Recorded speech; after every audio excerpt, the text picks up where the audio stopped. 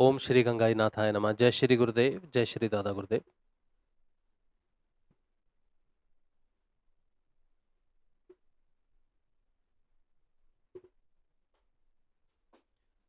चलिए, आज का जो सत्संग है ये शुरू करेंगे।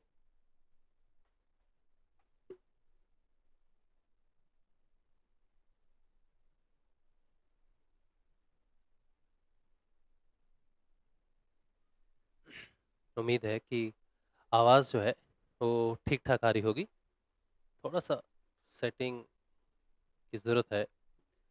हम्म, तो आप सबका बहुत बहुत स्वागत है आज के सत्संग में।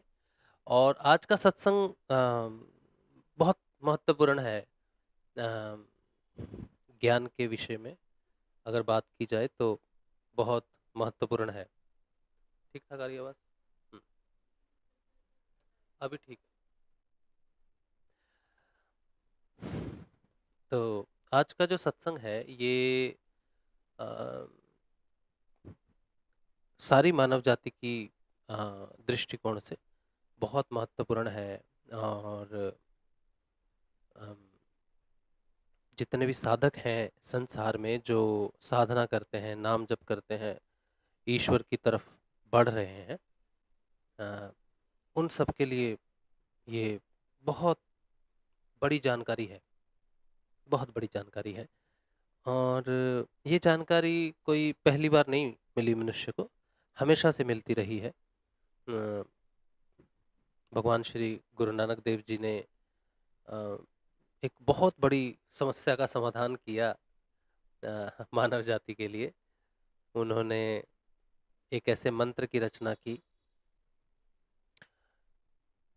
जिसमें उन्होंने अद्वैतवाद को दर्शाया और ईश्वर के एक होने को सबको बताया कि वो एक ही ईश्वर है। कल किसी ने मुझसे प्रश्न पूछा था कि ओम क्या कोई मंत्र है? ओम क्या कोई मंत्र है? तब मैं इसी के ऊपर में थोड़ा कुछ दिन हो गए मुझे, लगभग 4-5 दिन हो गए। मैं यही जानने की कोशिश कर रहा हूँ कि क्या जाना जाए, क्या जाना जाए। और अ, मुझे बहुत दिन से ऐसा लग रहा है कि अ, अथाह समंदर है ज्ञान का। ये तो मुझे पहले से पता था। इस बात की जानकारी थी मुझे कि ज्ञान कभी खत्म नहीं होता है। लेकिन कुछ दिन से मुझे ऐसा लगा कि अम, मैं कुछ पढ़ता हूँ, कोई पुस्तक पढ़ता हूँ, कोई आध्यात्मिक पुस्तक है या कुछ भी है,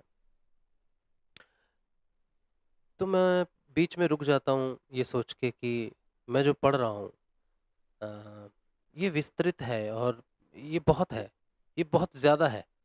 बहुत लोग मुझे बहुत कुछ भेजते हैं, इतना कुछ भेजते हैं। डेली बहुत मैसेजेस आते हैं जिसमें भगवान का विस्तार होता है, किसी स्वरूप का विस्तार है, कॉन्शियसनेस चेतना का विस्तार है, बहुत चीज़ों का विस्तार रहता है। और मैं पढ़ता हूँ और पढ़ते पढ़ते मैं रुक रुक जाता हूँ कि मैं क्या पढ़ रहा हूँ।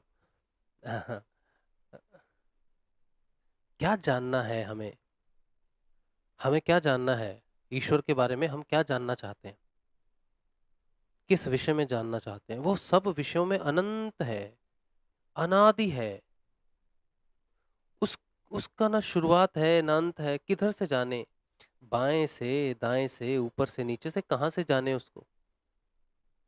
जानने की प्रक्रिया बड़ी खतरनाक, बड़ी गंभीर और बड़ी दुष्कर है। ज्ञान जब प्रकट होता है ना तो दो दिशाओं में प्रकट होता है। पहला जो विस्तृत है, उसका विस्तार कभी खत्म नहीं होता। जितने भी लोग आत्म रूप से जागृत होंगे, आप सब एक दिन आत्म रूप में जागृत होंगे और आपके अंदर ज्ञान की धारा फूटेगी। और आप जिसका विस्तार कभी मैंने किया सत्संग में, आप भी तो मेरे भाई हो, बहन हो, आप भी जब उस चीज को जानोगे, आप भी विस्तार करोगे, लेकिन आपका विस्तार और मेरा विस्तार बिल्कुल अलग होगा, लेकिन फिर भी एक होगा। मुझे लगेगा अरे ये तो मैंने इस दृष्टिकोण से सोचा नहीं, या इस दृष्टिकोण से मैंने इसे जाना नहीं। इस तरह से लाखों शिष्य जागृत होंगे गुरुदेव के, और हर किसी का एक ही एक ही बिंदु पर अलग अलग दृष्टिकोण होगा, क्योंकि सत्य प्रकाश है, उसका उसकी कोई दिशा नहीं है, वो सब दिशाओं में है। और हम बहुत सीमित हैं, मनुष्य शरीर में बहुत सीमित है उस सत्य के पूर्ण विकास को या पूर्ण प्रकाश को जानने के लिए। इसलिए हर मनुष्य जितना भी जानता है वो बहुत थोड़ा रह जाता है। एक समंदर को जब जानने निकलते हैं तो बूंद भर ही जान पाते हैं, ज्ञान बस इतना ही समझ पाते हैं। चाहे कोई कितना भी बड़ा कोई संत हुआ हो, इस संसार में कोई कोई भी संत हुआ हो, जितने भी संत हुए हैं, सब ने एक ही बात कह दी कि वो अनादि है। क्यों कह दी ये बात? कैसे पता चला कि वो अनादि है? क्योंकि वो ज्ञान धारा खत्म ही नहीं होती। वो गहरी से गहरी से गहरी से गहरी चली जाती है, चली जाती है, चली जाती है। आज ये जानो, कल नए रूप में प्रकट हो जाती है। उसके रूप बदलते रहते हैं। जिस तरह संत अलग अलग रूप में आते हैं, अवतार अलग अलग रूप में आते हैं, अलग अलग व्याख्याएं, एक ही चीज की अलग अलग रूप में, अलग अलग धर्मों में व्याख्याएं हो जाती हैं। एक मिनट, ये फोन ले जाओ जरा। हाँ।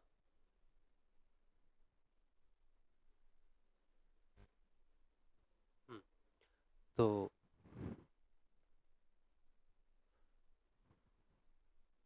अलग अलग विस्तृत, बहुत विस्तृत है, वो बहुत विस्तृत है। मुझे दे जरा, मेरा फोन है, मुझे दे देना। तो पोथी पढ़ पढ़ जगमुआ, हाँ, पंडित भय न कोई, ढाई आखर प्रेम का, पढ़े सो पंडित होए। ये तो बाहर वालों के लिए है, जो बाहर से पढ़कर बड़े ज्ञानी विज्ञानी हो जाते हैं, बहुत कुछ जान लेते हैं, ये तो उनके लिए है। लेकिन अंदर जो ज्ञान प्रकट होता है उसका भी कोई था नहीं है, उसका भी कोई एंड नहीं है, क्योंकि एक ही धुरी के आसपास सब घूमता रहता है। कहीं से भी बात शुरू करो, किसी किसी पक्ष में भी भगवान को पकड़ो, उसका बिंदु एक ही जगह पर जाता है, वो वहीं पर ही पहुंच जाता है, और फिर वहां से फिर से अनंत रूपों में प्रकाशित होने लग जाता है। उसके किसी भी सिरे को पकड़ो, वो एक ही केंद्र में जाके फिर अनंत केंद्रों में प्रकाशित होने लग जाता है।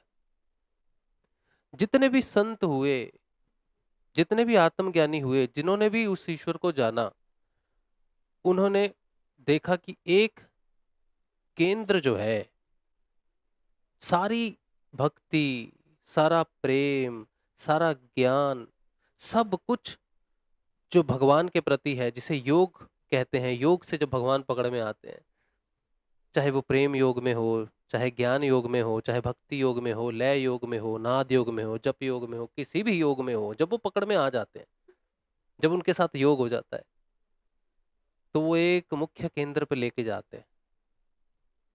उस केंद्र से सारे विस्तार होते हैं,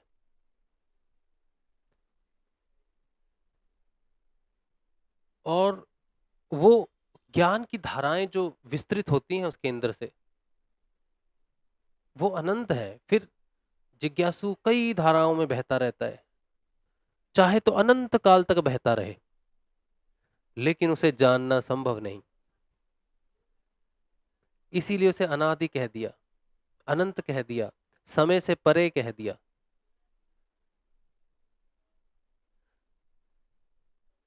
गुरु नानक देव जी ने जब उन्हें जाना,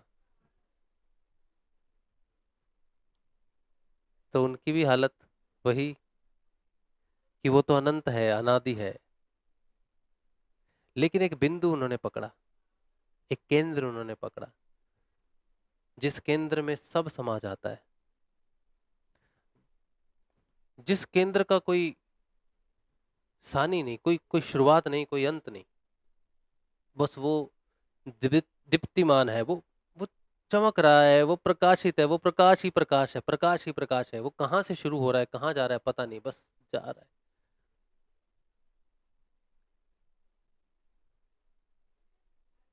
तब गुरु नानक देव जी ने एक मूल मंत्र की रचना की, एक मूल मंत्र की रचना की। और वो मूल मंत्र जो है वो है एक ओमकार। आप देख रहे हो ना स्क्रीन में, ये जो इस तरफ एक लिखा हुआ है ना पहले में, वो एक है। हिंदी का संस्कृत का जो एक रहता है ना, एक, एक का मतलब है अद्वैत, वो एक ही है, इसीलिए एक लगाया, इसीलिए उसे एक कहा गया। पंजाबी में उसे एक कहते हैं, इंग्लिश में उसे वन कहते हैं, हिंदी में उसे एक कहते हैं, संस्कृत में एक कहा, एक कम। मुझे फोन देना। तो वो एक है, और उसको कैसे जाने, उसको कैसे जाने, सबसे पहले तो उन्होंने घोषित कर दिया कि वो एक ही है। अब वो एक जो है उसे जानना संभव नहीं है, फिर भी गुरु नानक देव जी ने जितना लिख सके लिखा, कहा। ये जो ये जो ओम की तरह दिख रहा है ना आपको, है ना, ये जो ओम की तरह दिख रहा है ना, पंजाब जैसे हिंदी में क ख ग लिखते हैं, इंग्लिश में ABCD लिखते हैं ना, वैसे ही पंजाबी में पहले एक, उसे बोलते ऊड़ा, ऊड़ा बोलते हैं वैसे तो उसे ठीक है। शुरुआत पंजाबी लिपि की जो होती है ना पहले अक्षर से, अ से, हम उसे ओमकार भी, ओमकार कह दिया, अ, हम उसे ओम कह देते हैं, प्रथम अक्षर। तो वो ओम से, शुरुआत से ओंकार, ठीक है। अच्छा, अब ये जो मूल मंत्र है, और ये ऐसा नहीं कि ये जो मंत्र की रचना गुरु नानक देव जी ने की ये सिखों के लिए है या सिक्खी के लिए है, या नहीं, ये सब मनुष्य जाति के लिए है। वो मंत्र क्या है, वो जो मूल मंत्र है ना, वो मैं आपको दिखाता हूँ। एक सेकंड, मुझे थोड़ा सा समय दीजिए शेयर करने का। अ,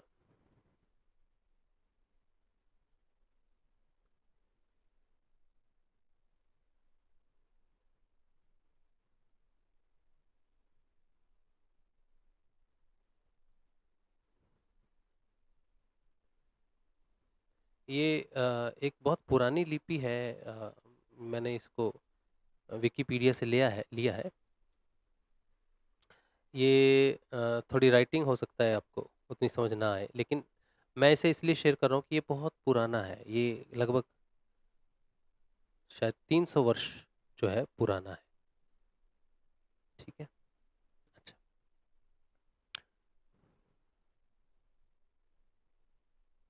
गुरु श्री अर्जन देव जी ने शायद इसे लिखा है, जहाँ तक मेरी जानकारी है। मैं आपको क्लियर वर्जन, ये भी है मूल मंत्र, ठीक है, आप एक बार देखो ध्यान से। इसको फिर लिखा साफ राइटिंग में मैं आपको दिखाता हूँ। ये थोड़ा सा अ, वो कैलीग्राफी होती है ना, उसमें लिखा हुआ है। तो मैं दूसरा वाला शेयर करता हूँ।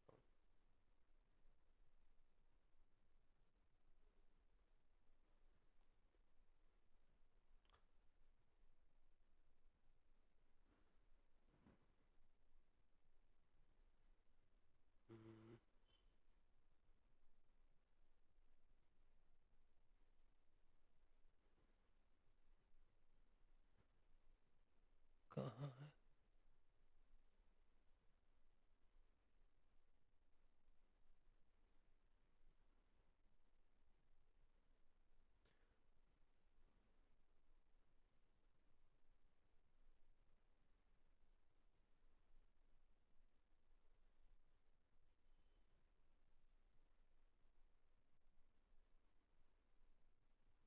मैंने सेव तो किया था मुझे।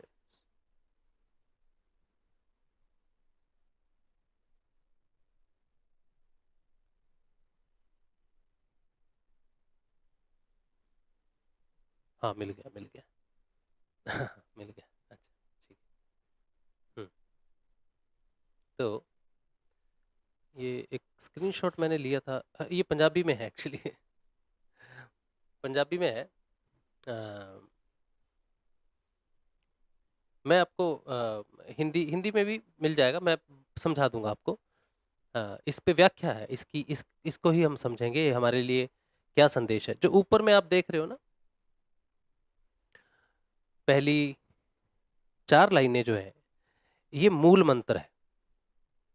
इसके बाद जैसे हम पढ़ते हैं ना, हम पाठ करते हैं, जैसे दुर्गा सप्तशती हो, हनुमान चालीसा हो, शिव चालीसा हो, इस तरह से पाठ रहते हैं ना। तो जो सरदार जी होते हैं जो सिखिज्म में, उनका भी ये पाठ है, उनके लिए भी ये पाठ है। इस पाठ का नाम है जप जी साहिब। इस पाठ का नाम है जप जी साहिब। तो ये जप्पू जी भी बोलते हैं, जप जी भी बोलते हैं। और पहले जो पाठ शुरू होने से पहले जो मूल मंत्र है, वो उसी की व्याख्या है पूरी। ऊपर की जो 4 लाइनें हैं, यही समेट दिया है गुरु नानक देव जी ने, पूरा इसमें समेट दिया है सब कुछ। यही वो बिंदु है, यही वो केंद्र है जिसकी मैं बात कर रहा हूँ, कि इस केंद्र में भगवान को जिधर से भी पकड़ो वो इसी केंद्र में आते हैं, इसी मंत्र में समाते हैं। फिर यहाँ से व्याख्या होती है पूरी, विस्तृत ज्ञान प्रकट होता है सारा, जो नीचे में जप जी साहिब में पूरा नीचे विस्तृत दिया हुआ है। ठीक है, वो आप इंटरनेट से डाउनलोड करके उसको पढ़ सकते हो, पूरा विस्तृत है। लेकिन उसकी कुछ उस मूल मंत्र और जप जी साहिब का पहला जो श्लोक है या पहला जो मंत्र शुरू होता है, उसमें वो आज हम लेंगे, जिसे हम एक ओमकार के नाम से जानते हैं। वो क्या है और गुरु नानक देव जी ने उसे मूल मंत्र कहा, और सबसे प्रथम क्यों रखा जाता है। जब हम गुरुद्वारे जाते हैं ना, पंजाबी लोग या हम लोग, कोई भी आप गुरुद्वारे जाते हो, तो ये अरदास की जाती है, ये प्रार्थना है भगवान से, मूल प्रार्थना है। तो इस इसको समझने की कोशिश करते हैं। ये हमारा जो अद्वैतवाद सिद्धांत है, हमारा जो अद्वैतवाद सिद्धांत है वही है, कुछ अलग नहीं है, एक ही है, एक ही एक्सप्लेनेशन है। हम उसे पुरुष कहते हैं, वो पुरुष है। हाँ, चेतन पुरुष है, वही सब कुछ करने वाला है ना, बिल्कुल वैसे ही है। तो इसकी व्याख्या है, शुरू करते हैं इसको। लेकिन मैं इसको थोड़ा सा म्यूजिक के साथ पहले कुछ लाइनें आपको गा के, जैसी मेरी क्षमता है थोड़ी बहुत, वैसे मैं आपके साथ इसको थोड़ा गा के शेयर करना चाहता हूँ। मुझे उम्मीद है कि इसकी आवाज़ वगैरह जो है ठीक ठाक आएगी।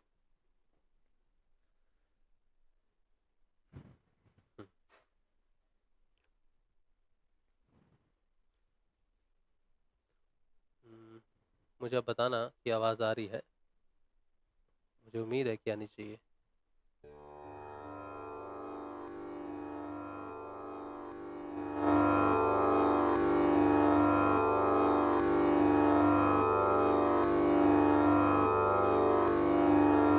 हाँ, आवाज़ आनी चाहिए, मुझे बता देना।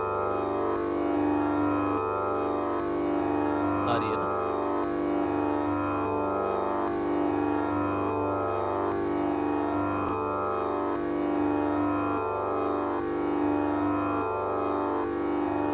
हाँ, थोड़ी सी।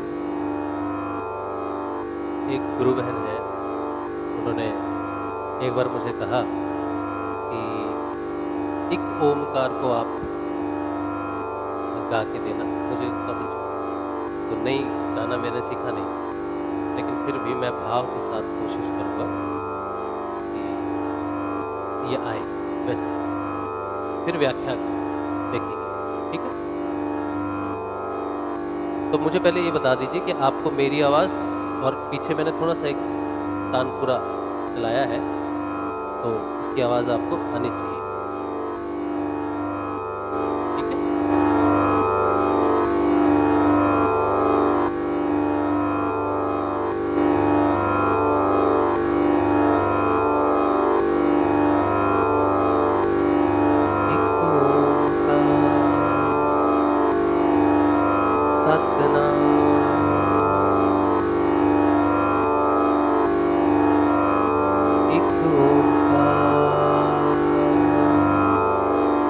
सतनाम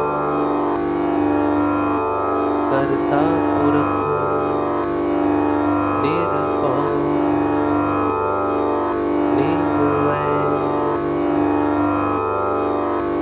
अकाल मूरत अजूनी सैभं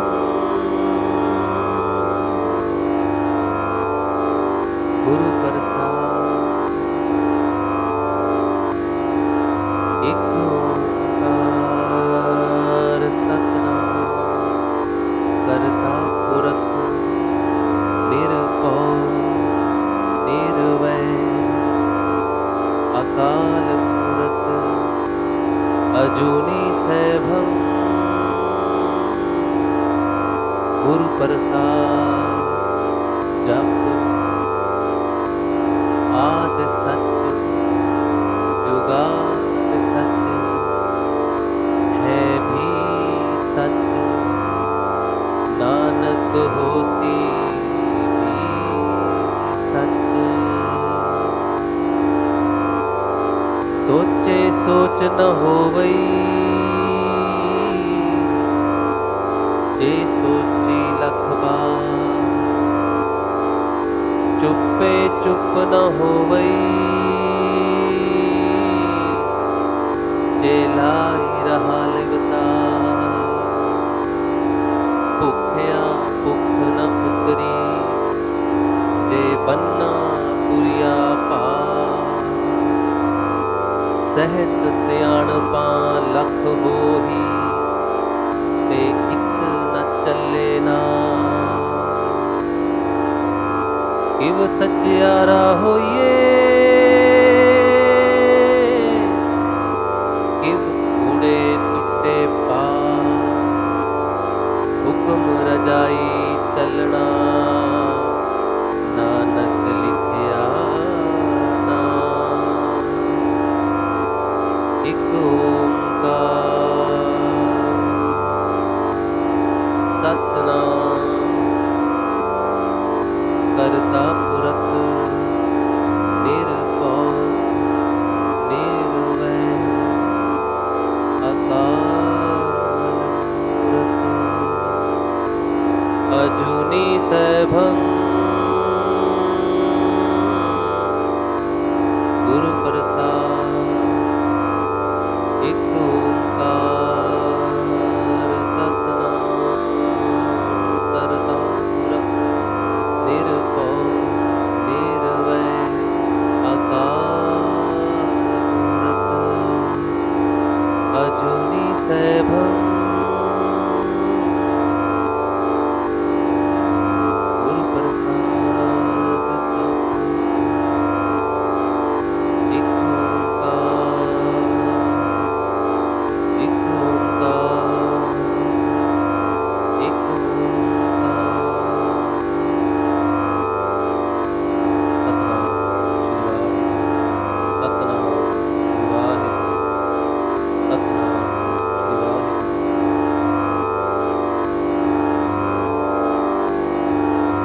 वाहिगुरू जी का खालसा वाहिगुरू जी की फतेह। सतनाम श्री वाहिगुरू सतनाम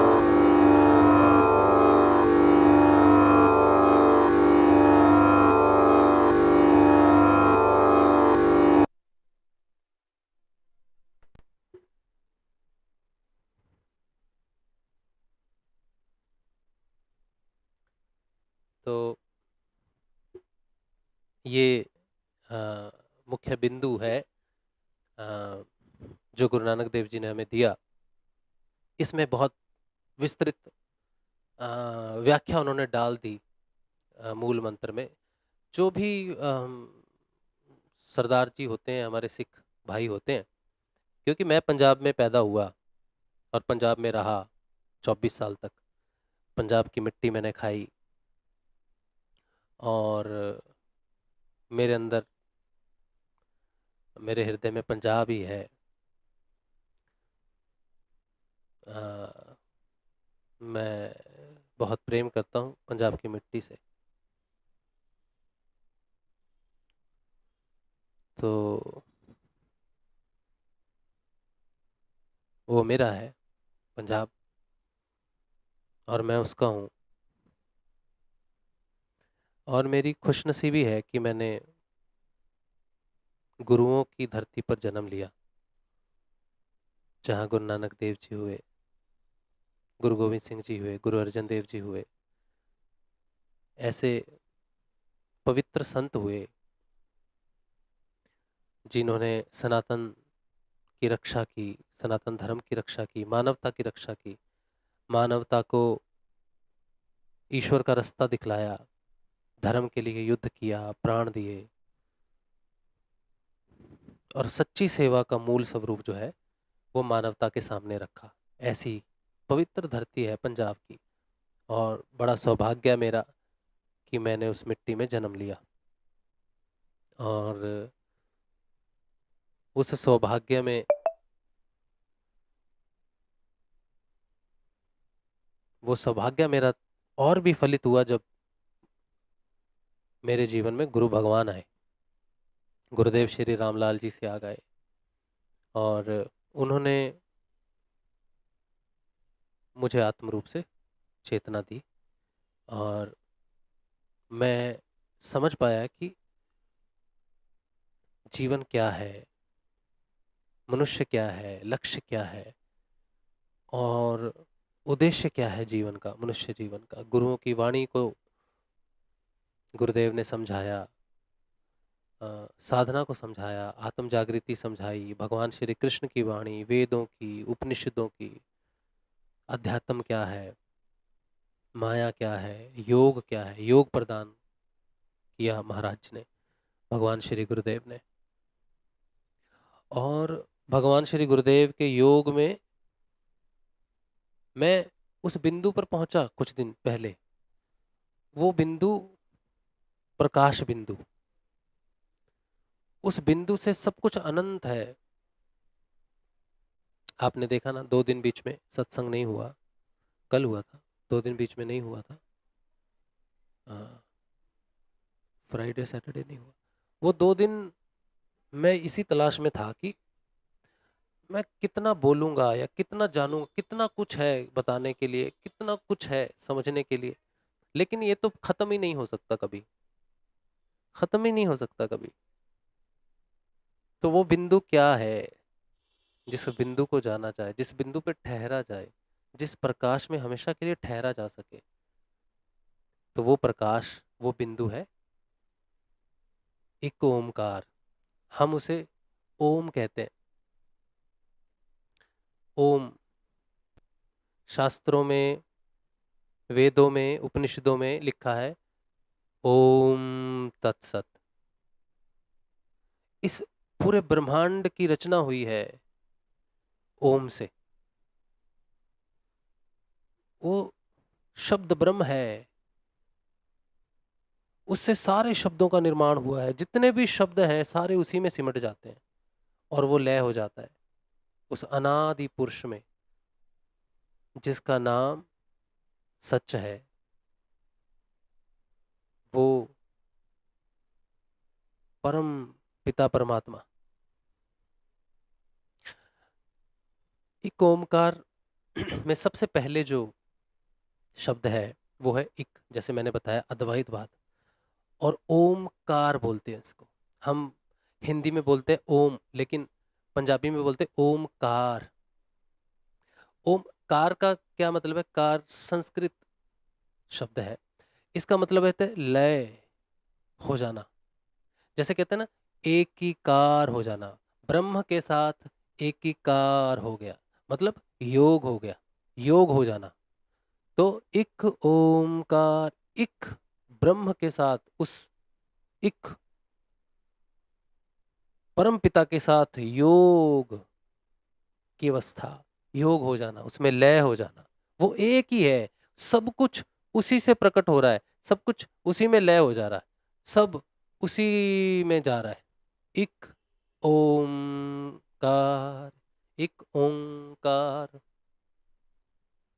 फिर कहते हैं सतनाम, उसका नाम सत्य है, उस परम पिता का नाम सत्य है।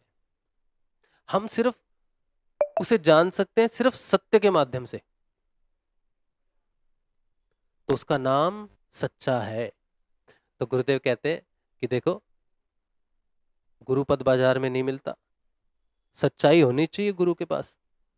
ये वही सच्चाई है, ये वही सत्य है, ये वही सच है, ये वही सच है जो नाम में प्रकट होता है। इसीलिए कहते हैं गुरुदेव कि महर्षि अरविंदो ने कहा है, गुरु जब अपने शिष्यों को शिक्षा देता है ना, दीक्षा देता है, नाम की देता है, मंत्र की देता है, उपनिषदों की देता है, तो उसके उसकी आवाज में वो होता है सत्य, उस क्योंकि वो अंदर उसके जागृत है। ये वही है, ये नाम में प्रकट हो जाता है, क्योंकि उसका नाम सत्य है। वो सत्य स्वरूप है, प्रकाश जिसे कहते हैं हम, प्रकाश स्वरूप है। फिर चौथे शब्द में कहते हैं कर्ता, कर्ता पुरख। पुरख का मतलब होता है, कहते हैं ना हमारे पुरख हैं, हमारे पूर्वज हैं, ऐसा भी कहते हैं, पुरख भी बोलते हैं, पुरखे हमारे पिछले। और पुरख पुरुष को भी बोलते हैं, कर्ता पुरुष। पुरुष का मतलब जिसे हम कृष्ण कहते हैं, पुरुष को क्या कहते हैं, कृष्ण कहते हैं। तो कृष्ण ही है। गुरुदेव कहते हैं ना कि कृष्ण से ना हुआ तो किसी से नहीं कुछ हो सकता। तो वो सब कुछ करने वाला पुरुष है, कर्ता पुरुष। निर्भय, निर्भय का मतलब होता है निर्भय, जिसे किसी का डर नहीं, वो निर्भय है। जो उसकी शरण में जाता है, जिससे उसका योग हो जाता है, वो भी निर्भय हो जाता है, क्योंकि जो जिसमें समाएगा वैसा हो जाएगा। तो वो निर्भय है, सारे भय का अंत है उसका योग। तो वो स्वयं निर्भय है, सबको निर्भय करता है। वो निर्वैर है, उससे योग होने के बाद उसके जैसे हो जाएंगे, किसी के साथ कोई वैर नहीं, कोई ऊंचा कोई नीचा, हाँ, कोई इस देश का कोई उस देश का, कोई नारी कोई स्त्री, कोई किन्नर कोई ब्राह्मण, हाँ, कोई जाट, कोई छोटी कोई बड़ी जात, कुछ भी नहीं है। वो किसी से कोई वैर नहीं है, सब एक ही है, सब खत्म। तो उसका किसी से वैर नहीं है। लोग बोलते ना भगवान की मेरे साथ क्या दुश्मनी थी, जो मेरे साथ ऐसा किया, उसकी किसी से कोई दुश्मनी नहीं है, सब अपना कर्म भुगतते हैं। बस जब भुगतते हैं तो त्राही माम करते हैं, फिर कहते हैं मेरी क्या गलती। उसका किसी से कोई वैर नहीं है, इसलिए ईश्वर को कभी दोष नहीं देना चाहिए, ईश्वर को कभी भला बुरा नहीं बोलना चाहिए। वो किसी से वैर नहीं करता, किसी से वैर नहीं करता, वो निर्वैर है। फिर कहते हैं अकाल। अकाल का मतलब होता है जो काल से परे है, जो अनादि है, अनंत है, जो समय से पहले भी था, समय में भी है, समय से परे भी है। उसकी उसको पकड़ नहीं सकते समय में, समय उसे नहीं पकड़ सकता, समय से परे है वो। फिर कहते हैं मूर्ति, अकाल मूर्ति, मूरत, हम बोलते हैं ना मूरत। मूरत शब्द के बड़े रहस्य हैं। कहीं इसे बोला जाता है कि वो जो अकाल मूरत है, मतलब समय में हम उसे जान नहीं सकते, किसी चेहरे, उसका कोई एक चेहरा नहीं है जो काल में समाता हो। जिसे हम अजन्मा पुरुष बोलते हैं ना, कि भगवान कभी जन्म नहीं लेते, वो अनादि हैं, अजन्मे हैं, हमेशा से हैं, हमेशा थे। उनकी कोई सूरत नहीं है, वो प्रकाश में है। तो वो काल में समझा नहीं जा सकता, उसको काल में देखा नहीं जा सकता, उसका काल मूर्ति नहीं है कि हाँ ये हुए तब हुए। कोई कहता ना ये हुए भाई, ये इतने सन में हुए, उतने सन में हुए। वो मुख्य तत्व जो है, जो महापुरुषों के माध्यम से अपना प्रकाश करता है, लेकिन खुद अकाल है, अकाल मूर्त है, उसकी कोई मूर्त नहीं। जैसे निर्गुण निराकार कह दिया उसको, एक पहला मतलब मूर्त से ये निकलता है। दूसरा, मूर्त शब्द जो है, इसको दो शब्दों से मिला के योग शब्द बनाया है इसे। जो पहला मुंह शब्द है, मुंह शब्द आया मुहूर्त से। मुहूर्त मतलब क्षण, कहते हैं ना ये मुहूर्त वो मुहूर्त, ये क्षण वो क्षण, तो क्षण। और रति, रति शब्द मतलब जो लय हो, जो उस चीज में लय हो। कहते हैं ना इसमें रत है, इसमें रति है। कोई किसी चीज में लय हो, कोई बच्चा खेल में लगा हुआ है तो बोलना इसमें खेल में लगा हुआ है, बस खेल में रत है, खेल रति। हाँ, ये बच्चा खेल रति है, खेल में ही लगा रहता है सारा समय। तो मूर्ति, तो कहते हैं वो अकाल है, समय से परे है। लेकिन फिर भी समय में जितने भी मुहूर्त हैं, जितने भी क्षण हैं, उन सब में व्याप्त है वो। उसे अगर प्राप्त करना हो तो हर क्षण प्राप्त किया जा सकता है। कोई ब्रह्म मुहूर्त, कोई योग मुहूर्त, कोई ऐसा कुछ भी नहीं है। ऐसा कोई समय में क्षण नहीं है जिसमें वो ना हो। वो अकाल होने के बाद भी हर मुहूर्त, हर क्षण में रत है, हर समय उपस्थित है, सब जगह है, सर्वव्यापी है, सर्वज्ञानी है, सब जगह है, सब दिशाओं में है, सब चीजों में है, हर जगह वही वो है, दूसरा कोई है ही नहीं। तो दूसरा अर्थ ये भी निकलता है। फिर कहते हैं अजूनी। अजूनी कहते हैं ना यार, जून, जून क्या होता है? जून होता है कोई प्राणी आ गया किसी जून में, कोई मनुष्य की जून में आ गया, कोई कोई पुरुष की जून में, कोई स्त्री की जून में, कोई किन्नर में, कोई पशु में, कोई पक्षी में। ये जून है ना, ये जून है, इसको बोलते हैं, वो इसमें है। वो किसी में नहीं आता। अजूनी मतलब वो कभी जन्म नहीं लेता, उसकी कोई जून नहीं है। पुरुष, पुरुषों में भगवान होते हैं नहीं, वो वराह में भी प्रकट हो जाता है, मत्स्य में भी प्रकट हो जाता है, कच्छप में भी हो जाता है, राम में भी है, कृष्ण में भी है, परशुराम में भी है, बुद्ध में भी है, कल्कि में भी है। तो वो अजूनी है, वो कहीं भी प्रकट हो सकता है। उसकी कोई एक जून नहीं है, उसका कोई एक नहीं है कि इसी जून में प्रकट होगा, इसी रूप में प्रकट होगा। वो कभी जन्म नहीं लेता, वो अजन्मा है। वो तो प्रकट होता है, इसीलिए उसे कहा सैभंग। अगला शब्द है सैभंग। सैभंग का मतलब है स्वयंभू। स्वयंभू है वो, स्वयं प्रकट होता है, स्वयं से प्रकट होता है। उसका ना कोई पिताजी है, ना कोई माताजी है, वो स्वयं प्रकट होने वाला है। जिस दिन आपकी आत्मा जागृत होगी ना, तब भगवान श्री हरि का वो जो मंत्र है, श्लोक है ना, यदा यदा ही धर्मस्य ग्लानिर्भवति भारतः अभ्युत्थानम धर्मस्य तदात्मानं सृजाम्यहम्। जहां मेरी जरूरत होती है मैं स्वयं को वहां रच लेता हूं, मैं स्वयं को रच लेता हूं आत्म स्वरूप में। तो जब तुम्हारे अंदर आत्मा जागृत होगी ना, तब तुम समझोगे कि सैभंग क्या चीज है, स्वयंभू होना क्या चीज है, वो कैसे अंदर से प्रकट हो जाता है और कैसे जीवन को परिवर्तित करके जन्म और मृत्यु से मुक्त करवाकर समय से परे ले जाता है, अपने साथ योग में ले जाता है, अपने साथ एकीकार कर लेता है। एक ओमकार तुम्हारा लय हो जाएगा उसमें, जब वो जागृत होगा। और फिर ये जो चौथी लाइन है, इसमें लिखते हैं गुरु प्रसादी। ये जितना भी कुछ है, उसकी जो प्राप्ति है वो गुरु के माध्यम से होती है। भगवान, वो ईश्वर, वो एक ओमकार, वो ब्रह्म, वो स्वयंभू, वो आत्मा, वो कृष्ण, वो गुरु, वो तत्व, वो पुरुष, वो निर्वैर निर्भव, वो कर्ता पुरख, वो गुरु का प्रसाद में प्रकट होता है। गुरु प्रसाद रूप है वो, गुरु की कृपा से मिलता है वो। आत्म जागृति गुरु कृपा से होती है, ये वही बात है। गुरु प्रसाद कैसे हुआ? गुरु क्या प्रसाद देता है? गुरु आत्मा को जागृत करता है। तो ये एक ओमकार कर्ता पुरख कौन है? आत्मा है। क्योंकि लिखा ना कि वो गुरु की कृपा से प्राप्त होता है, तो गुरु की कृपा से तो भाई जागृति प्राप्त होती है, आत्म जागृति प्राप्त होती है। तो वो कौन है? वो परम पिता, वो परमात्मा है, जो कहता है कि तदात्मानम सृजाम्यहम्, मैं स्वयं को रचता हूं। गुरु की कृपा के बिना आत्म जागृति नहीं होती। सिद्धियां प्राप्त हो जाती हैं, शक्तियां प्राप्त हो जाती हैं, लेकिन आत्म जागृति नहीं आती। सबसे अद्वितीय घटना है आत्म जागृति, सबसे विशेष घटना है, सबसे अतुलनीय घटना है। आत्म जागृति ही वो मुहूर्त है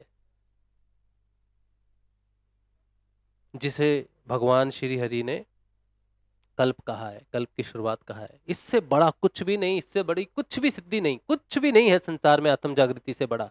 कोई धन आत्म जागृति को खरीद नहीं सकता, कोई नहीं। सिर्फ गुरु कृपा से, सिर्फ गुरु कृपा से आत्म जागृति आती है। तो जो देता है आत्म जागृति गुरु, वो कौन हुआ? कौन हुआ? वही है, तत्व है। तत्व रूप में गुरु के शरीर के माध्यम से प्रकट होके प्रकट होता है, गुरु के माध्यम से संक्रमण करता है। वो स्वयं गुरु है सबका। फिर कहते हैं, फिर आगे चलो, फिर जप। जप लिखा ना, जप जप जी, ये जो है ना, ये आगे पाठ का नाम है जप। जप का मतलब जाप भी होता है ना, तो जप, जप जी साहिब बोलते हैं इसको। अच्छा। हाँ, तो आगे कहते हैं आद सच जुगाद सच।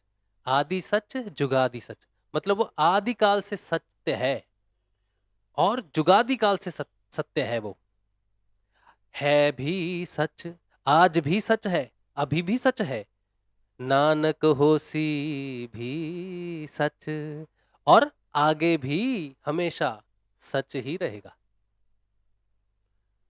सत्य की परिभाषा है, देखो, मैं सत्संग में बोलते रहता हूँ सत्य सत्य सत्य, तो कुछ लोग बोलते भाई ये आगे नहीं बढ़ता सत्य से। कहाँ बढ़े हैं? यही वो बिंदु है, यही वो प्रकाश बिंदु है जिससे अनंत अनंत व्याख्याएं जाती हैं। तुम सत्य को पकड़ो, सत्य का प्रकाश तुम्हारे अंदर होगा ना, तो तुम कहीं हिल नहीं पाओगे। फिर कहते हैं सोचे सोच न होवई, जे सोची लख बार। अगर ईश्वर को आप सोचो बैठ के, ईश्वर कैसा है, ईश्वर कैसा है, उसको सोचो, अलग अलग तरीके से सोचो कि वो ऐसा होगा वैसा होगा। गुरुजी कहते हैं ना भाई, ईश्वर कल्पना का विषय नहीं है। ये वही लाइन गुरुजी ने कह दी हिंदी में। गुरु नानक देव जी ने इसे कहा, सोचे सोच न होवई, जे सोची लख बार। और गुरुजी ने क्या कह दिया, ईश्वर कल्पना का विषय नहीं है। ना, सेम चीज है ना। अच्छा, फिर कहते हैं, अगली लाइन में कहते हैं चुप्पे चुप न होवई, जे लाई रहा लिवतार। कहते हैं अब तुम मौन, उसके साथ अंदर शांति चाहते हो ना, मन की शांति, की शांति हो जाए, तो तुम बैठ जाओ मौन होके, कुछ मत बोलो, चुप करके बैठ जाओ समाधि में। समाधि लगा के बैठ जाते हैं, चुप हो जाते हैं, बोले आज मेरा मौन व्रत है, मैं नहीं बोलूंगा 10 साल तक। तो बोले तुम बैठे रहो हमेशा के लिए चुप करके, लेकिन तुम्हें अंदर वो प्राप्त नहीं हो सकता। बाहर की जो चुप्पी है ना, बाहर की, बाहर बोलना बंद कर दिया है, उससे वो अंदर वाला शांति प्राप्त नहीं होता, अंदर घटित नहीं होता वो। तो चुप करके बैठे रहो। गुरु जी कहते हैं ना, ध्यान करो, जो होगा अब भी होगा। है, ऐसा नहीं है कि बैठ गए जी पलथी मार के बैठे हैं तो बैठे ही हैं। हाँ, ये काम नहीं है।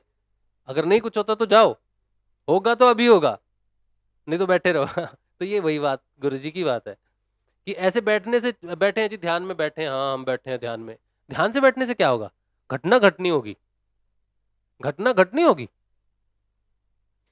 अच्छा, आगे क्या कहते हैं नानक जी, कहते हैं भुखया भुख न उतरी, जे बनना पुरिया पार। हमारे जो गुरु जी को एक बार किसी ने कहा, गुरु जी आपका प्रोग्राम नहीं चलेगा, आप धन नहीं लेते, है ना। तो गुरु जी बोले कितना ले लूं, बोले 1100 रुपये लगा लो फीस। तो गुरु जी बोले कितना आ जाएगा कि मैं संतुष्ट हो जाऊं। तो बोला वही संतुष्टि तो नहीं होगी, चाहे जितना ही आ जाए। गुरु जी ने कही ना बात, यही बात गुरु नानक देव जी ने कही एक ओंकार में, जब जपजी साहब का जो पहला मंत्र आता है ना, भुख या भुख न उतरी। ये भूख जो है ना, ये नहीं उतर सकती, कभी नहीं मिटती, वासनाओं की भूख कभी नहीं मिटती। चाहे दुनिया की सारी संपत्ति सारे सुख ले लो, लेकिन भूख नहीं मिटती, भूख नहीं मिटती। हाँ? अच्छा, आगे, आगे कहते हैं कि वो सच्चारा होइए। फिर कहते हैं, एक मिनट,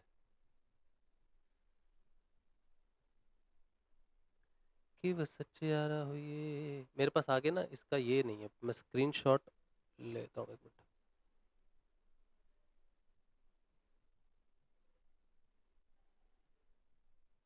स्क्रीनशॉट ले लेता हूँ, फिर आपको आगे वाला भी, क्योंकि कुछ लोग जो देखेंगे ना, तो उनके लिए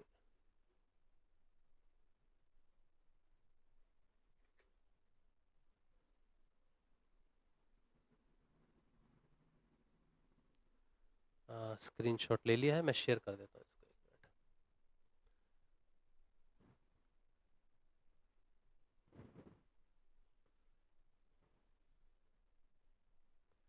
अ,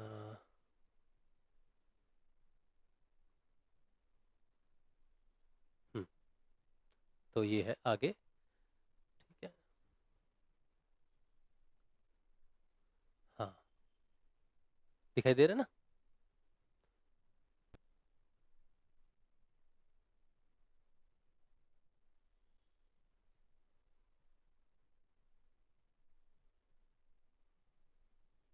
हम्म,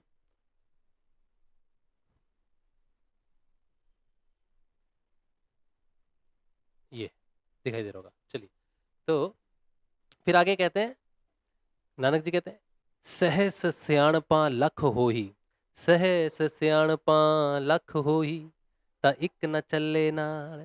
कहते हैं, हम कितने भी बुद्धिमान हैं, कितने भी सोच, कितने भी तीक्ष्ण बुद्धि है, या जितने भी हमारी तरकीबें हैं, कुछ भी कर लें, हम कितने भी चालाक हैं, बड़े होशियार हैं, हमने ये पढ़ा, हमने वो पढ़ा, हमने ये जाना वो जाना, हम तो सब जान गए, कितने भी होशियार हो, लेकिन आपकी होशियारी अंत समय में साथ नहीं जाएगी।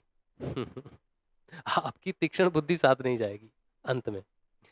तो फिर कहते हैं, आगे लाइन में कहते हैं, किव सच्चारा होइए, किव कूड़े तुट्टे पाल। तो हम सच्चे कैसे बने, हम सच्चे कैसे बने, और ये जो माया का जो जाल है, इसे कैसे तोड़ें, कैसे तोड़े, कैसे बाहर निकले। फिर अगली लाइन में कहते हैं, हुक्म रजाई चलना, नानक लिखिया नाल। उसकी जैसी मर्जी है, उसकी मर्जी में हो जाओ। अगर तुमने उसको पाना है, बताया ना, ये चुप करने से, चुप हो जाने से नहीं मिलेगा, सोचने से नहीं मिलेगा, है बुद्धिमान होने से नहीं मिलेगा, संसार की सारी वस्तुओं को इकट्ठा कर लो तब भी नहीं मिलेगा। तो कैसे मिलेगा, कैसे सच्चे बने, कैसे हम माया का बंधन तोड़े। तो नानक जी अंत में कहते हैं, हुक्म रजाई चलना, नानक लिखिया नाल। वो जय उसकी रजा में राजी राजी हो जाओ। अब ये जो बात है ना, हुक्म, ये है ईश्वर से उपनिषद। भगवान की इच्छा में ही संतुष्टि है, एक्सेप्टेंस, एक्सेप्टेंस, अपने जीवन को एक्सेप्ट करना चाहिए। लोग जब दुखी हो जाते हैं ना, बहुत उन पर दुख गिरता है, तो भगवान को कोसते हैं, मैंने क्या अपराध किया, मैं तो बहुत अच्छा हूं, मैं तो बहुत ईमानदार हूं, मुझ पे ये गाज क्यों गिरी, मेरा जीवन क्यों बर्बाद हुआ। उन्हें लगता है भगवान से कि गलती हो गई, गलती हो गई भगवान से। ऐसा नहीं है। जो साध संत जो मुक्त होते हैं ना, उनकी हालत कोई बहुत अच्छी नहीं होती, बहुत तकलीफ में होते हैं वो हर तरफ से, लेकिन वो उसकी रजा में राजी हो जाते हैं, ईश्वर की इच्छा में राजी हो जाते हैं।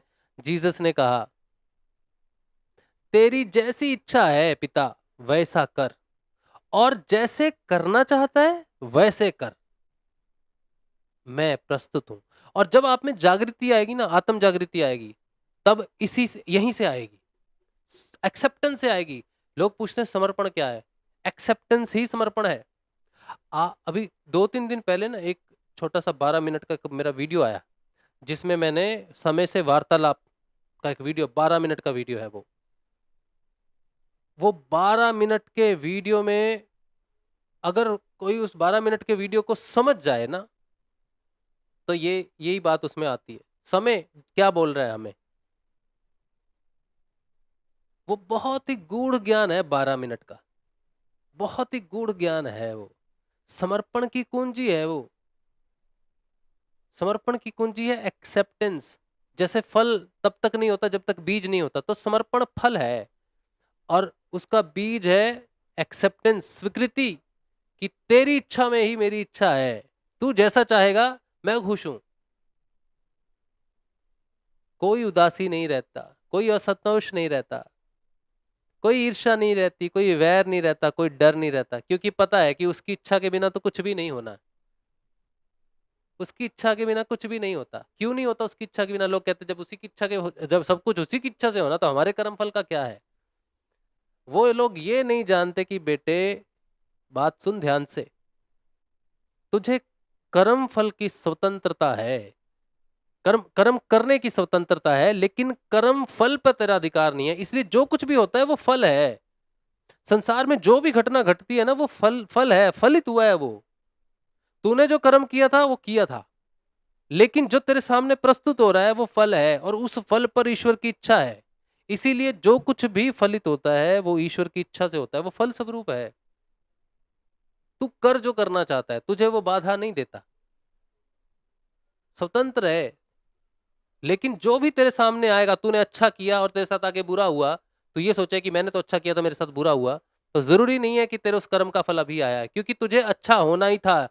जिस बुरे कर्म को तूने सहना है ना बेटा, वो तब सह पाएगा जब तू अच्छा बनेगा। क्योंकि बुरे व्यक्ति के बुरे कर्म सामने आते हैं ना, उसको उतना कष्ट नहीं है, उसको पता है हाँ जी मैंने किया है। लेकिन जब तुम अच्छे होते हो और तब तुम्हारे बुरे कर्म फूटते हैं ना, तब तुम्हें वो दर्द होता है, तब तुम्हें वो सबक मिलता है कि जब अच्छे व्यक्ति के साथ बुरा होता है तो कैसे वो त्राहिमाम करता है। तुमने जो किया है ना वो फलित होगा, लेकिन उसी कंडीशन में होगा जिस कंडीशन में तुमने किया है। तुमने किसी को पत्थर मारे है ना, तो तुम्हें भी पत्थर पड़ेंगे, लेकिन उस स्थिति में पड़ेंगे जिस स्थिति में वो था जब उसे पड़े, जब तुमने मारे।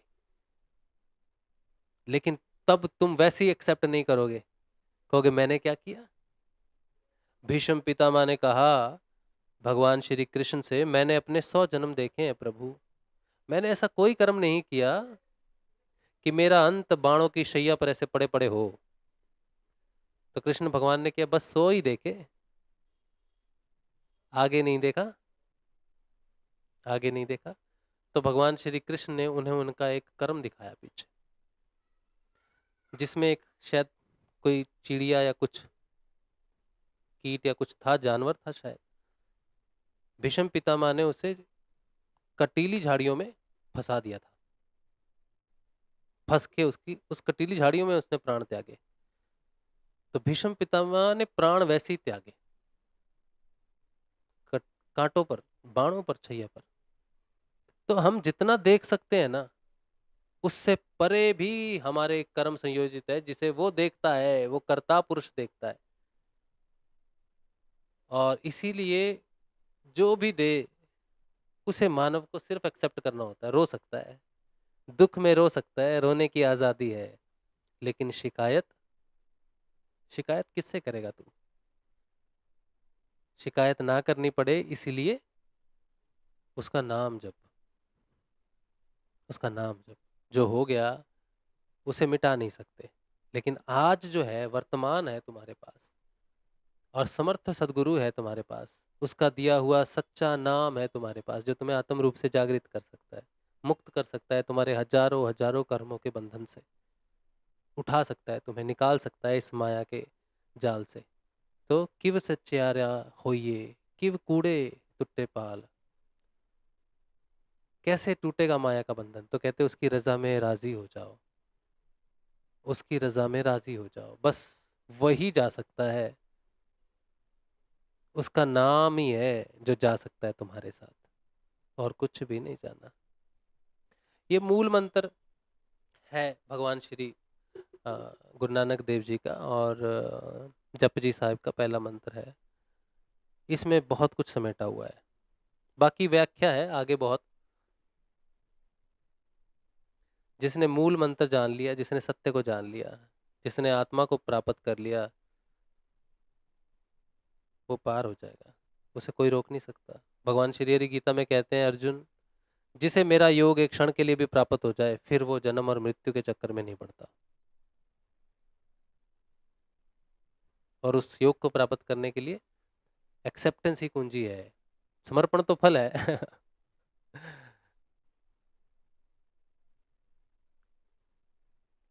समर्पण से, एक्सेप्टेंस से स्वाध्याय होता है।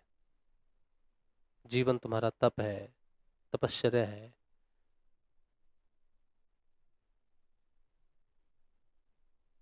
तो ये वो एक ही है, वो ब्रह्म है, ब्रह्म में लयकार है, ब्रह्म की भी उत्पत्ति होती है इससे, ब्रह्म भी लय हो जाता है, लेकिन ये लय नहीं होता, शब्द लय नहीं होता।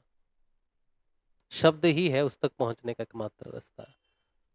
इसी शब्द से सृष्टि की रचना होती है, शब्द से सृष्टि की रचना होती है। देख लो, ये बात कोई साधारण बात नहीं है, गंभीर बात है।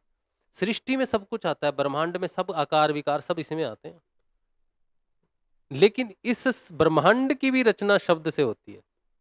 शब्द ही है जो ब्रह्मांड से बाहर तक जाता है। गुरु भगवान कहते हैं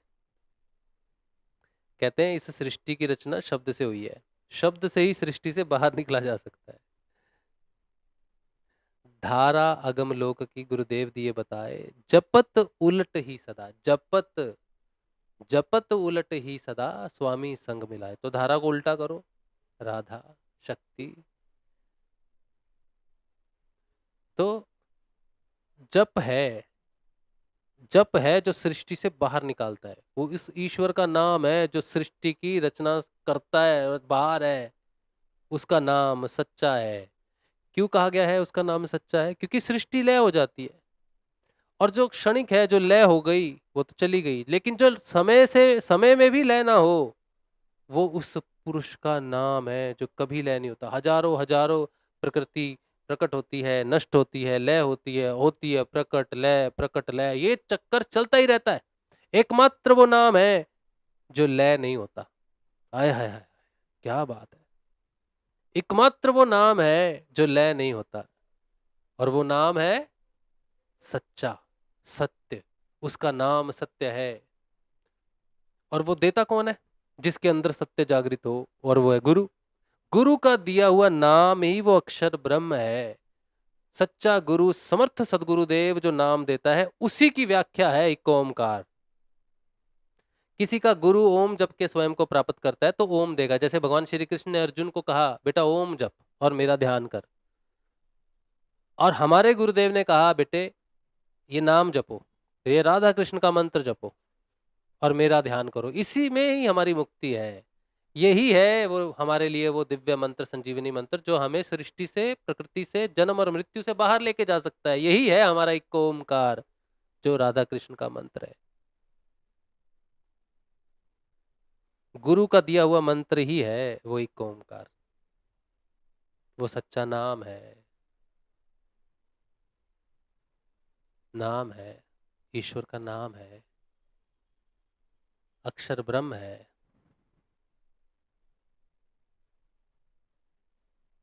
आज का सत्संग बहुत महत्वपूर्ण है। वैसे तो सभी सत्संग महत्वपूर्ण होते हैं, लेकिन ये बहुत बहुत महत्वपूर्ण है। और मुझे ये उम्मीद है कि आप अपनी साधना में अ, नाम को महत्व दें, नाम को जपे ज़्यादा से ज़्यादा, ध्यान के पीछे मत भागें। ध्यान अपने आप लग जाएगा। नाम को मत छोड़ना, नाम को मत छोड़ना। ठीक है, चलिए। तो आज का मुख्य सत्संग यहीं तक। अब प्रश्न उत्तर कोई हो आपका तो हम लेंगे, प्रश्न उत्तर लेते हैं। चलिए, सबसे पहले संजीव शर्मा, क्या ओम कोई मंत्र है? हर मंत्र के आगे ओम क्यों लगा होता है? जब गायत्री मंत्र में शुद्ध रूप में ओम नहीं लगा होता तो ओम क्यों लगाया? गायत्री स्वयं प्रकाश स्वरूप है। ठीक है, गायत्री मंत्र जो है, गायत्री ओम भूर्भुवः स्वहा, शुद्ध रूप में अब मुझे मालूम नहीं है उतना, मैंने गायत्री को कुछ ऐसे नहीं जाना उतना, लेकिन मुझे इतना पता है कि गायत्री जो है प्रकाश है वो, और प्रकाश सत्य है।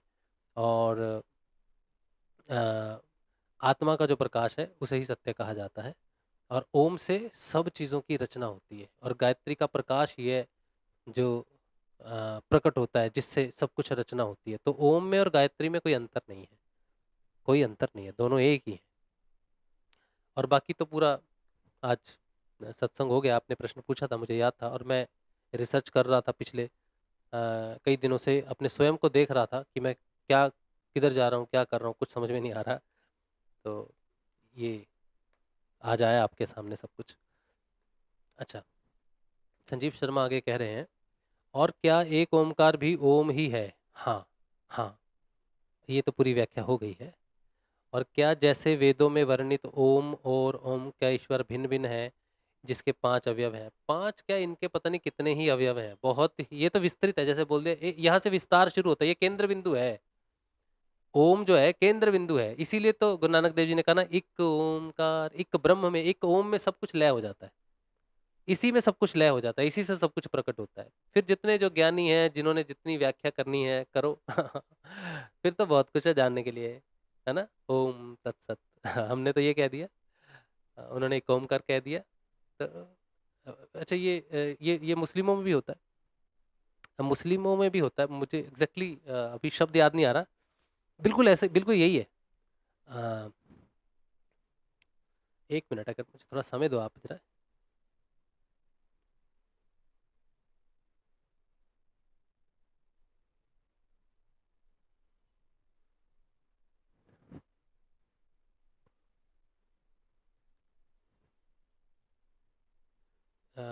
मैं जब रिसर्च कर रहा था तब मुझे अ, वो आया।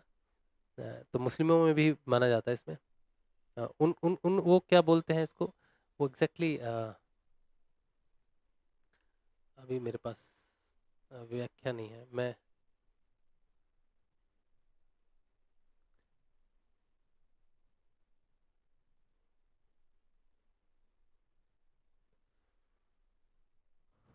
अभी खोजेंगे तो बहुत समय लग जाएगा, लेकिन है, मुझे शब्द याद नहीं आ रहा, लेकिन मुस्लिमों में भी इसी को माना जाता है। वो अलग रूप से क्या बोलते हैं, मुझे नाम शब्द याद नहीं आ रहा।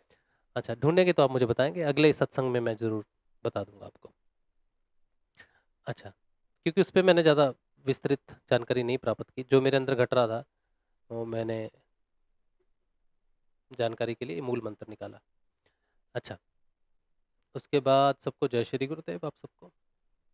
आनंद तनवर ने कहा था मुझे, ये बहन ने कहा था कि एक ओमकार पर लिखना। तब मेरी तो बहुत समय से एक ओमकार के साथ जान पहचान हो नहीं, जानना चाह रहा था क्या है, लेकिन अभी रिसेंटली एक बहुत बड़ा परिवर्तन मैंने महसूस किया है।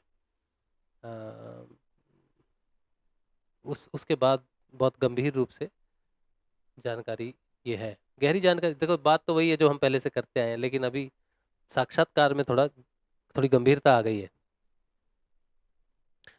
अच्छा, उसके बाद राकेश, ब्रह्मचर्य के बारे में बताना जी। एक संत बोल रहे थे कि बरहम ब्रह्मचर्य के पालन के बिना सुषुम्ना नहीं खुलती है, नहीं खुल जाती है, ब्रह्मचर्य के बिना खुल जाती है। हमने तो नहीं पालन किया, हमने तो ब्रह्मचर्य का पालन नहीं किया। वैसे तो हम शादीशुदा हैं, एक ही पत्नी के प्रति समर्पित हैं, वो ब्रह्मचर्य ही होता है वैसे तो। और लेकिन गुरुदेव जी की जो साधना है, इसमें ब्रह्मचर्य यम में आता है, और यम आप सिद्ध नहीं करते, ये गुरु सिद्ध योग है। सिद्ध योग में यम अपने आप सिद्ध होता है अंदर से। तो पहले की साधनाओं में हो सकता है ऐसा होता हो, लेकिन सिद्ध योग में तो ब्रह्मचर्य का कोई महत्व नहीं रहता, ये अंदर से ही बदलाव आते हैं सारे। ठीक है। अच्छा, बताते हैं कि जिस संत में आत्म आत्म चेतना आ जाती है वो भोग नहीं करते। क्यों नहीं करते? क्यों नहीं करते? अ, वैसे मैं कोई संत तो हूँ नहीं, लेकिन आत्म जागृति का अनुभव है मुझे, योग का अनुभव है मुझे। हम तो खाते हैं बहुत अच्छा, मीठा बहुत पसंद है मुझे, मैं तो खाता हूँ। और खाने पीने का शौक है, टीवी देखने का भी शौक है, मैं तो टीवी भी बहुत देखता हूँ। संगीत सीखता हूँ। और अ, सब मुझे शौक है, मुझे तो ऐसा कोई वैराग्य महसूस नहीं होता। हाँ, निर्लिप्त निर्लिप्त हो जाता है व्यक्ति, निर्लिप्त हो जाता है, भोगों में लिप्त नहीं होता, ये बात सही है। लेकिन भोग नहीं करता ऐसी बात नहीं है, निर्लिप्त होके भी भोग किया जा सकता है। ठीक है। हाँ, निर्लिप्ति हो जाती है, ये बात है। हाँ, सोनू नागर कह रहे हैं थर्ड आई पर ध्यान कैसे करते हैं? थर्ड आई पर ध्यान नहीं करना है आपको, आपको सहज रूप से आंखें बंद करके गुरुजी को आंखें बंद करके सोचना है बस। गुरुजी की तस्वीर को सोचना है, वो ऑटोमेटिकली सहज ध्यान हो जाएगा आपका। ठीक है। आरुषि अग्रवाल कह रही है जय श्री गुरुदेव, क्या हम नाद सुनते सुनते ओमकार तक पहुंच सकते हैं? हाँ, ओमकार अंदर से प्रकट हो जाता है। आप नाद सुनते सुनते ध्यान में प्रवेश करोगे। ओमकार जो ध्वनि है ये क्रिया योग में रह जाती है। ओमकार की जो ध्वनि आपके अंदर से उच्चारित हो रही है, या फिर अम, क्रिया योग, जब तक हम सुन सकते हैं किसी चीज़ को, अनुभव कर सकते हैं, चाहे वो ध्यान के माध्यम से भी कुछ चीज़ें अनुभव हो जाती हैं, लेकिन वो मेरे मेरे अनुभव में, मैं अभी तुरीयातीत तो नहीं गया, तुरीयावस्था में ध्यान में कुछ भी नहीं है, सब सुन्न सन्नाटा है, सब घोर अंधकार के अलावा कुछ भी नहीं है तुरिया में। योग स्थिति है तुरिया, और जो कुछ भी परिवर्तन आता है वो तुरिया स्थिति से जब हम नीचे आ जाते हैं नॉर्मल, तब सारे परिवर्तन समझ में आते हैं जो भी प्राप्त होता है हमें। तुरिया में कुछ भी नहीं मिलता। तुरिया अतीत में हो सकता है कि शब्द हो, दृष्टि हो, या फिर जो भी हो सकता है ज्ञान रूप में जैसे प्राप्त होता है। मुझे उसका तो साक्षात्कार अभी नहीं हुआ है, लेकिन जब आप ये नाम जपोगे, गुरु भगवान का नाम जपोगे और ध्यान में बैठोगे, तो क्रिया योग का हिस्सा होगा। क्रिया योग में ओम प्रकट हो जाता है। प्राण खींचता है ऊपर, यहाँ से खींचता है, नीचे से खींचता है पूरा प्राण, ओम ऐसे ऊपर खींचता है, और ऊपर से नीचे भी जाता है, ओम नीचे तक चला जाता है। तो ऊपर नीचे ओम जाता है ध्वनि के रूप में, वो क्रिया योग में आता है।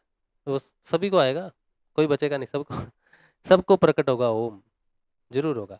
जरूरी नहीं है कि आप गहरे ध्यान में बैठे हो ओम सुन रहे हो, या कोई लोग कहते हैं ना, मैं नाद सुन रहा था तो मुझे ओम की ध्वनि सुनाई दी, दे सकती है।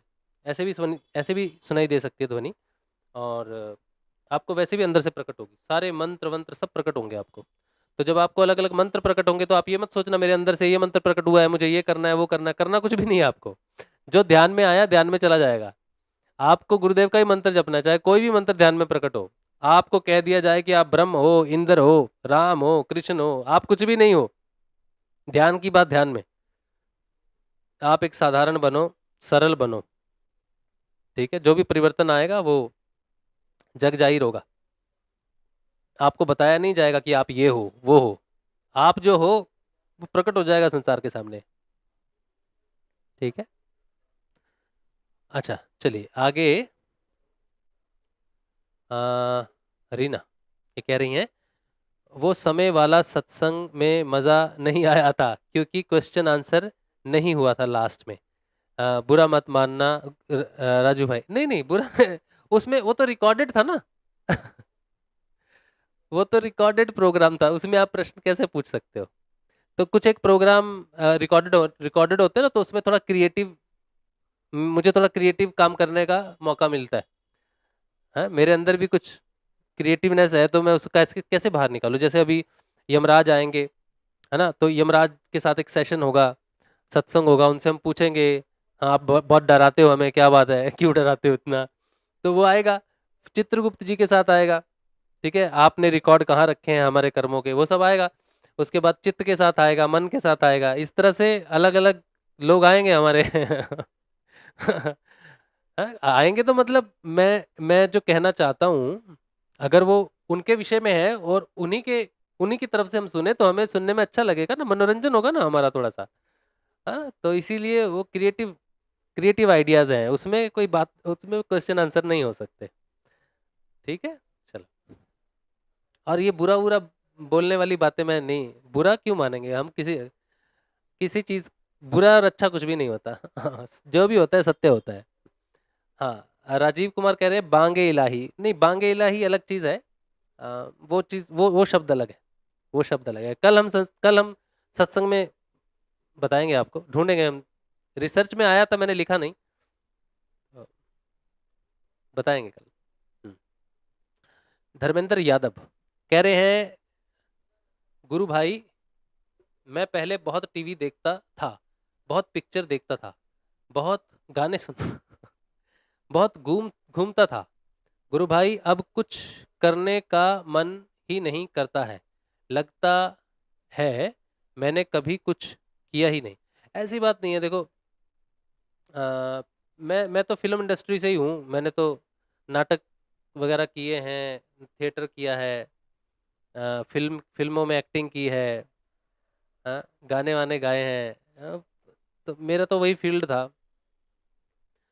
तो मैं तो देख लेता हूँ। मुझे तो बीच में कई बार ऐसा होता है कि बीच में कुछ समय होता है ऐसा जब आप शांत हो जाते हो, लेकिन क्योंकि हमने कुछ करना तो है नहीं, हमारे चुप रहने से, हमारे बाहरी वैराग्य से कोई घटना, कुछ परिवर्तन तो आना नहीं है। तो जो भी होना अंदर से आना है, तो अपने जीवन को पूरी मौज के साथ जियो, पूरी मौज के साथ जियो, नाम जपो, मौज करो। हम्म? ऐसे कोई साधु संत की तरह नहीं बनना है साधारण सरल बनो, सब खाओ पियो मस्त रहो, जो परिवर्तन आएगा वो प्रकट हो जाएगा। अच्छा, राकेश कह रहे हैं, क्योंकि भोग विषय विकार है, जिसको आत्मज्ञान हो जाता है वो सबको बच्चे बच्ची समझता है वो किसके साथ भोग करे। भोग एक ही थोड़ी है भाई, संभोग ही भोग थोड़ी होता है। हैं? सिर्फ सेक्स करना ही भोग है क्या? हम्म? और सेक्स भोग है क्यों है? पति और पत्नी का संबंध है, ठीक है, धर्म है। और आगे दुनिया कैसे चलेगी? आगे दिव्य प्राणी होंगे, सभी प्राणी जागृत होंगे, सच्चे होंगे, अच्छे होंगे, शादी ही नहीं करेंगे, दुनिया वैसे ही नष्ट हो जाएगी। ठीक है, एक होती है वासना। और वासना, तुम आज आत्म रूप में जागृत हो जाओ तो तुम्हें क्या लगता है आज ही तुम्हारी वासना खत्म हो जाएगी? बढ़ेगी। जिस दिन तुम आत्म रूप में चेतन हो जाओगे उस दिन पहले तो वासना बढ़ेगी। गुस्सा, अहंकार, ईर्ष्या, ये सारी चीज साक्षात्कार कैसे होगा? वासना क्या होती है इसका साक्षात्कार कैसे होगा तुमको? हम्म? तो वो आएगी वासना। ध्यान में बैठोगे, जैसे ही ध्यान में बैठोगे वैसे ही हो जाओगे। ध्यान में बैठते ही वासना आ जाती है। माँ कुंडलिनी क्या क्या रूप धर के आती है। कल्पना शक्ति इतनी बढ़ा देती है माता। तो वो भागता है साधक। ऐसा नहीं कि आप इंजॉय करोगे इस चीज को। माँ टेस्ट लेती है तो वो वासना की कल्पना शक्ति वो बहुत बढ़ जाती है उस समय। और फिर आप भागते हो, त्राही माम करते हो। तब पता चलता है आपको कि गुरुदेव जी ने क्यों कहा सब समय मंत्र जपो, सब समय मंत्र जपो। जब वासनाएं इतनी घिर जाएंगी, दिमाग में सब उल्टे पुल्टे चित्र चलेंगे, तब तुम जब नाम लोगे, गुरु जी का नाम जपोगे, तब तुम्हें पता चलेगा गुरु जी ने इसीलिए कहा था सब समय नाम जप सकते हैं, सब समय जप सकते हैं।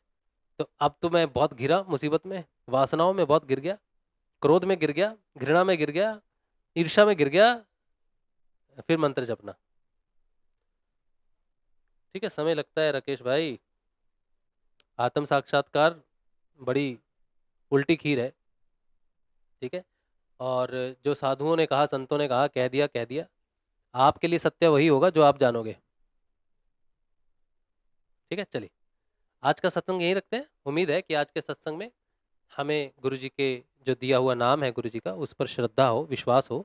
और वही एक मंत्र है जो हमारी मुक्ति का द्वार है। उस मंत्र से सत्य को जाने और सत्य को प्राप्त करें और सत्य में लय हो जाएं।